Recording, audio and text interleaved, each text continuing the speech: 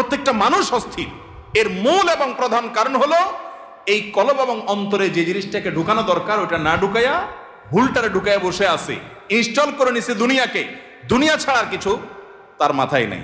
একজন যুবক তিনি কোনো মেয়ের সাথে অবৈধ সম্পর্কে জড়িয়েছেন, হারাম সম্পর্কে জড়িয়েছেন, সেটা একটা বিষয়, কিন্তু সেই মেয়ে তার সাথে ধরুন মানে কথা রাখে নাই, সে আরেকজনের সাথে ভেগে গেছে বা অন্য কোথাও তার বিয়ে হয়েছে। এখন সে ডিপ্রেশনে ভোগে। কেন ডিপ্রেশনে ভোগে? যে ওই পছন্দের মানুষটাকে সে পায় নাই। আলটিমেটলি এটা দুনিয়া, ঠিক না ঠিক? আলটিমেটলি এটা কি?